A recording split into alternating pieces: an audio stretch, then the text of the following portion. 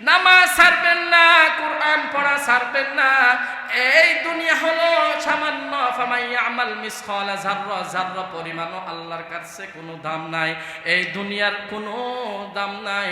রাসূল আকরাম সাল্লাল্লাহু আলাইহি ওয়াসাল্লাম ইরশাদ করেন, সমুদ্র পানি থেকে এক ফোঁটা পানি যেভাবে উঠাইলে ওটা টপকে পড়লে যেভাবে দুনিয়ার যেভাবে শূন্য এক ফোঁটা, ঠিক দুনিয়ার হায়াতও কিন্তু ওই এক ফোঁটা পানির মতন। আর যে সমুদ্রের মধ্যে পরিপূর্ণ পানি আছে, ওই পানি হলো আখিরাতের জীবন, ঠিক কিনা? এই জন্য করা, আল্লাহ তাআলার কাছে যাওয়া, মুহাব্বতি হয়ে যাওয়া, ভালোবাসা অর্জন করার কাজ কি দিয়ে? নামাজ দিয়ে। ওই যে সম্মানিত হাজিরিন বলছিলাম, 4 কারণে মানুষ জাহান্নামে যাবে। 1 নাম্বার কারণ কি? লাম নাকু মিনাল মুসাল্লিন। 1 নাম্বার কারণ কি বলছিলাম? নামাজ না পড়ার কারণে। 2য় নাম্বার হলো ক্বালু লাম নাকু মিনাল মুসাল্লিন ওয়া লাম নাকু নুতঈমুল মিসকিন। আমরা এতিমদেরকে খাবার দিতাম না, এতিমের হক পরিপূর্ণ আদায় করতাম না। কেউ সাহায্য চাইলে আমরা তাকে সাহায্য দিতাম না। আল্লাযী জামাআ মালান ওয়া আদ্দাদা। আমরা আমাদের সম্পদ এবং টাকাগুলো সব সময় গণনা করে করে রাখতেন। আমরা সম্পদগুলো কি করে রাখতাম? গণনা করে করে রাখতাম। আল্লাহ তাআলা বলেন, আল্লাযী জামাআ মালান ওয়া আদ্দাদা। যারা নাকি সম্পদগুলো যাকাত না দিয়ে সম্পদগুলো ব্যাংকে কত টাকা আছে প্রতিদিন হিসাব করবে, ঘরের মধ্যে কত সম্পদ আছে প্রতিদিন হিসাব করবে। আপনি কি একটু চিন্তা করেছেন আপনার প্রতিবেশীরা যে না খেয়ে ঘুমিয়ে আছে? রাসূল আকরাম সাল্লাল্লাহু আলাইহি ওয়াসাল্লাম ইরশাদ করেন, যেই ব্যক্তি প্রতিবেশীর হক আদায় করে নাই এবং প্রতিবেশীর খোঁজ খবর নেই নাই এবং আত্মীয় স্বজনদের খোঁজ খবর নেই নাই, ওইটা আমার উম্মত হতে পারে না। নাউযুবিল্লাহ। কারণ আল্লাহ আজালহুম লা ইস্তাখিরুনা সাআতান ওয়া লা ইস্তাকদিমুন। ও বান্দা, দুনিয়ার হায়াত যখন শেষ হয়ে যাবে, তখন তোমাকে এক কদম সামনেও কদম দিতে দিবে না, পিছনেও কদম যাওয়ার সুযোগ থাকবে না। তখন সাথে সাথে হযরত আজরাইল আলাইহিস সালাম জান কবজা করে নিয়ে যাবে, ঠিক কিনা? সেই জন্য সময়ের খুবই মূল্যবান, খুব সময় দাম। এখন তো আমরা সময়ের খুব মূল্য বুঝি, তবে সেটা মসজিদে আসলেই বুঝি, কোনো ভালো কাজে গেলেই সময়ের মূল্য বুঝি।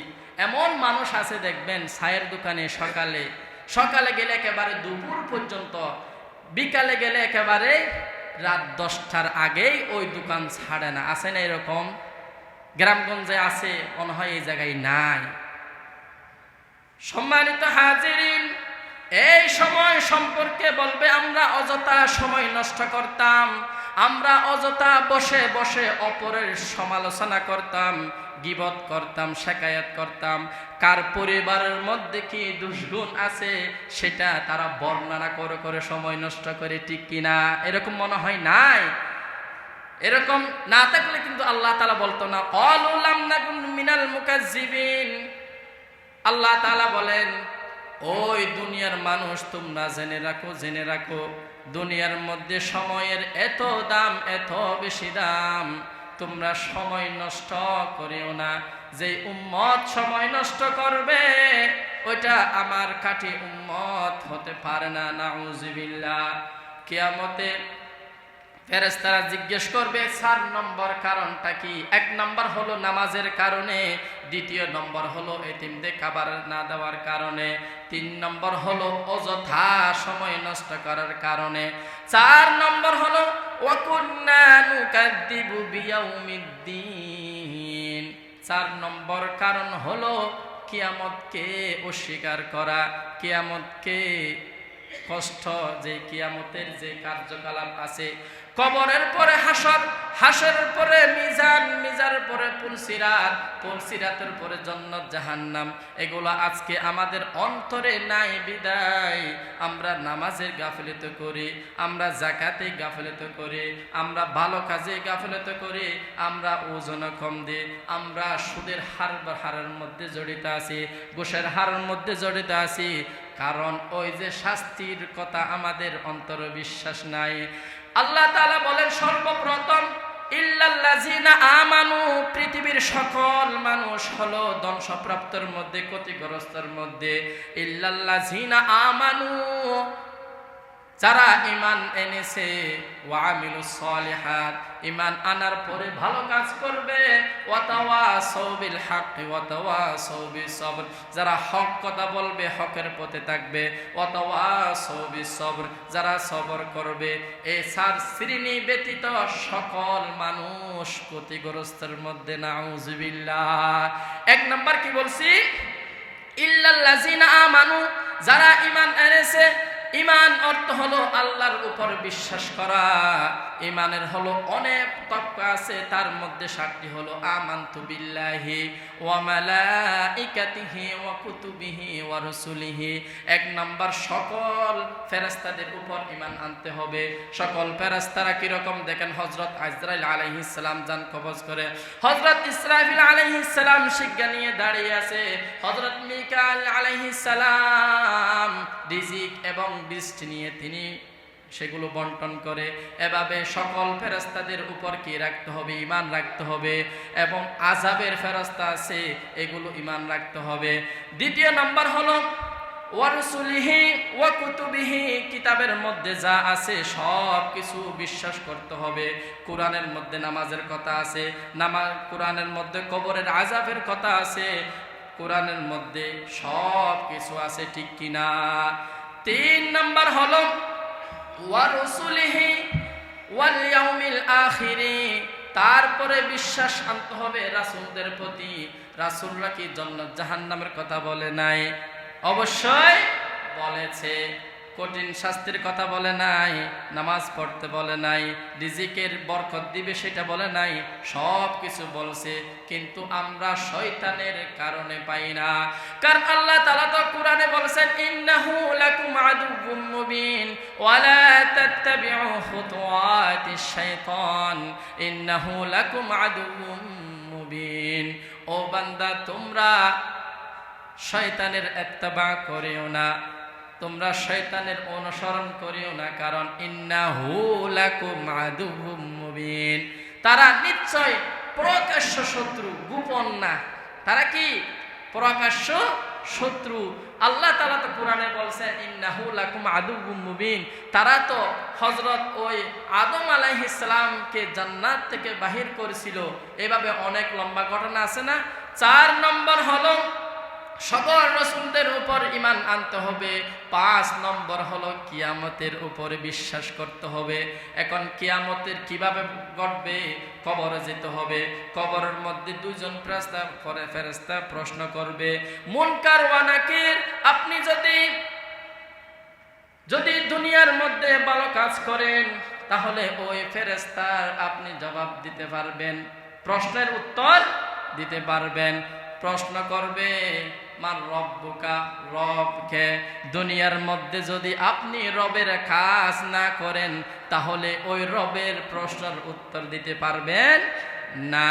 2 নম্বর জিজ্ঞেস করবে ওমান দীনুকা, দিন সম্পর্কে বলো, তুমি কোন দিন আমল করতা, কোন কুরআন পড়তা, কোন কিতাব পড়তা।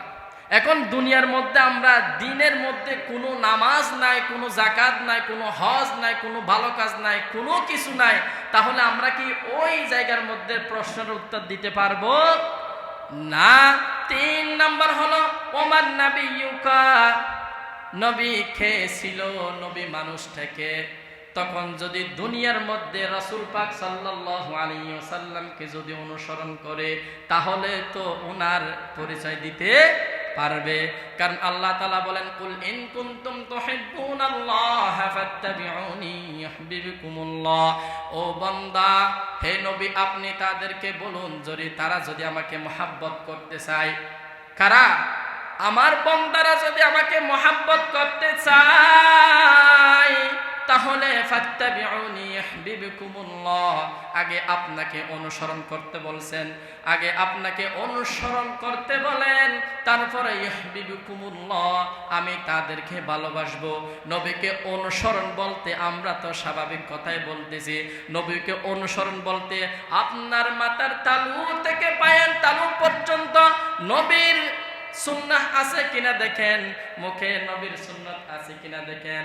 আপনার রাসূল পাক সাল্লাল্লাহু আলাইহি ওয়াসাল্লাম যেভাবে চুল কাটতো সেভাবে চুল কাটা আছে কিনা দেখেন। নবীর সুন্নাহ মিসওয়াক করেন কিনা দেখেন। নবীর সুন্নাহ মতো জামা পরেন কিনা দেখেন। নবীর সুন্নাহ মতো আপনি পায়জামা পরেন কিনা। এমনকি পায়জামা সম্পর্কে রাসূল আকরাম সাল্লাল্লাহু আলাইহি ওয়াসাল্লাম খুব কঠিন ভাষায় বলেন, যেই ব্যক্তি নাকি পায়জামা টাকনুর নিচে যাবে, পায়জামা পরার কারণে যদি ও টাকনুর নিচে যায়, বুঝতে পারছেন তো? জামাটা যদি টাকনুর নিচে যায় তাহলে কাল কিয়ামতের ময়দানে তাদের ওই জায়গার মধ্যে দুইটা হাড়ু পরানো হবে। সেটা হলো এমন হাড়ু, আগুনের হাড়ু, যেই হাড়ু পরানোর সাথে নিচে পড়াবে মাথার তালু পর্যন্ত ঘট ঘট করে জ্বলবে আগুনের মতন করে। এটা হলো সর্বনিম্ন স্তরের শাস্তি, নাউজুবিল্লাহ। এখন বুঝা আসে বলুন, আমরা রাসূল পাক সাল্লাল্লাহু আলাইহি ওয়াসাল্লামকে ইত্তেবা করতেছি কিনা, অনুসরণ করতেছি কিনা? রাসূল পাক সাল্লাল্লাহু আলাইহি ওয়াসাল্লামকে অনুসরণ করতে হলো 5 বেলার নামাজ আদায় করতে হবে, গরিব দুঃখীর খোঁজ খবর নিতে হবে, মানুষের সাথে ভালো ব্যবহার করতে হবে, পরিবারের সাথে ভালো ব্যবহার করতে, মা বাবাকে সম্মান করতে হবে, ছোটদেরকে স্নেহ করতে হবে। রাসূল আকরাম সাল্লাল্লাহু আলাইহি ওয়াসাল্লাম বলেন, যে বড়দেরকে সম্মান করে না আর ছোটদেরকে স্নেহ করে না, ওইটা আমার উম্মত কখনো হতে পারে না। ঠিক কিনা?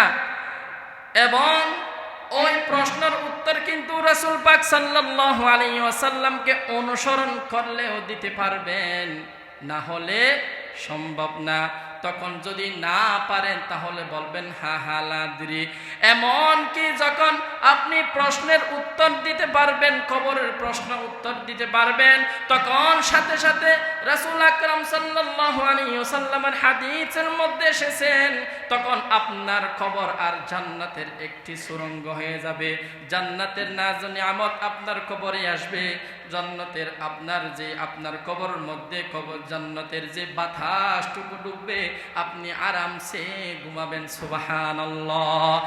আর যদি আল্লাহ না করুক, যদি প্রশ্নের উত্তর দিতে না পারেন তাহলে কি হবে?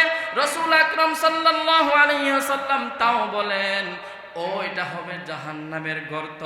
এমন দুইটা ফেরেশতা আসবে যেটা আপনার চেহারার উপর আঘাত করবে। আপনার চেহারার উপর আঘাত করবে কেন জানেননি? আপনার চেহারা, আপনার জুবান দিয়ে মানুষকে গালি দিতেন, মানুষকে গীবত করতেন, মানুষকে শিকায়ত করতেন। রাসূল আকরাম সাল্লাল্লাহু আলাইহি ওয়াসাল্লাম ইরশাদ করেন, যে ব্যক্তি দুইটা জিনিস হেফাজত রাখবে তাহলে ওই বান্দার জন্য, ওই উম্মতের জন্য আমি জান্নাত ওয়াজিব করে দেব। সুবহানাল্লাহ। 1 নাম্বার হলো তার জুবানকে যদি হেফাজত রাখতে পারে, 2 নম্বর যদি তার লজ্জাস্থান হেফাজত রাখতে পারে। যেই ব্যক্তি এই দুইটা জিনিস হেফাজত রাখবে, আমি কাল কিয়ামতের ময়দানে ওই ব্যক্তির জন্য জান্নাত ওয়াজিব করে দেব। সুবহানাল্লাহ। যেটা বলছিলাম, জাহান্নামের গর্ত হয়ে যাবে। জাহান্নামের যত শাস্তি এসে আপনাকে ধরবে, 2 জন ফেরেশতা এসে আপনাকে আঘাত করতে থাকবে। এমন কি রাসূল আকরাম সাল্লাল্লাহু আলাইহি ওয়াসাল্লামের হাদিসের মধ্যে এসেছে 70 থেকে 99, 100 পর্যন্ত সাপ এসে আপনাকে কামড় দেওয়া শুরু করবে। নাউজুবিল্লাহ। তখন থেকে শুরু করে কিয়ামত পর্যন্ত এই শাস্তির মধ্যে অন্তর্ভুক্ত থাকবেন। যখন কিয়ামত শুরু হবে তখন কিয়ামতে উঠবেন, উঠার পরে আপনার আর কোনো গতি নাই, তখন আল্লাহ তাআলা আমলনামা দিয়ে দিবে। ফাআম্মা মান সাকুলাত মাওয়াজিনহু ফাহুয়া ফি ঈশাতির রাদিয়া ওয়া আম্মা মান খাফফাত মাওয়াজিনহু ফাউম্মুহু হাওিয়া ওয়া মা আদরাকা মা হিয়া। আপনার আমলনামা যদি ডান হাতে পড়ে তাহলে আপনি হলে ফাসাউফা ইহাসাবু হিসাবান ইয়াসীরা, আপনার হিসাব হবে সহজে। ওয়া আম্মা মান খাফা ওয়ারা যহরি, আর যদি বাম হাতের মধ্যে পড়ে তাহলে আপনার কোনো গতি নাই। যদি ডান হাতে পড়েন বলেন উজুহু ইয়াউমাইদিন মুসফিরা দাহিকাতুম মুস্তাবশিরা ওয়া উজুহু ইয়াউমাইদিন আলাইহা গাবারা। যদি ডান হাতের মধ্যে যদি আমলনামা হয় তাহলে আপনার চেহারা ঝলঝল করবে, আর যদি বাম হাতের মধ্যে হয় ওয়া উজুহু ইয়াউমাইদিন আলাইহা গাবারা, আপনার আর কোনো গতি নাই, আপনার চেহারা হবে মলিন। এই জন্য সম্মানিত হাজিরিন, আপনাদের পায়ে পড়ে বলি নামাজ ছাড়বেন না, কোরআন পড়া ছাড়বেন না। এই দুনিয়া হলো সামান্য, ফামান ইয়ামাল মিসকালা যাররা, যাররা পরিমাণও আল্লাহর কাছে কোনো দাম নাই, এই দুনিয়ার কোনো দাম নাই। রাসূল আকরাম সাল্লাল্লাহু আলাইহি ওয়াসাল্লাম ইরশাদ করেন, সমুদ্র পানি থেকে এক ফোঁটা পানি যেভাবে উঠাইলে ওটা টপকে পড়লে যেভাবে দুনিয়ার যেভাবে শূন্য এক ফোঁটা, ঠিক দুনিয়ার হায়াতও কিন্তু ওই এক ফোঁটা পানির মতন। আর যে সমুদ্রের মধ্যে পরিপূর্ণ পানি আছে ওই পানি হলো আখিরাতের জীবন, ঠিক কিনা? এই জন্য আপনাদের পায়ে বলি ভালো কাজ করেন। মৃত্যু কখন আসবে আর যাবে, কখন আসবে কেউ টের পায় না। আজকে হতে পারতো অনেকের মৃত্যু, অনেক নিউজের মধ্যে দেখেছি অনেক জায়গার মধ্যে বড় বড় বিল্ডিং ভেঙে পড়েছে, কারণ আজকে যে ঝাঁকুনি দিয়েছে এর সাথে হাজার হাজার গুণ ওই ঝাঁকুনি দিবে, ঠিক কিনা? সম্মানিত হাজিরিন, এই যে কথাগুলো বলেছি জাহান্নামে যাওয়ার কয়টি কারণ? 4টি কারণ। 1 নাম্বার হলো ক্বালু লাম নাকু মিনাল মুসাল্লিন, আমরা নামাজ না পড়ার কারণে জান্নাতে।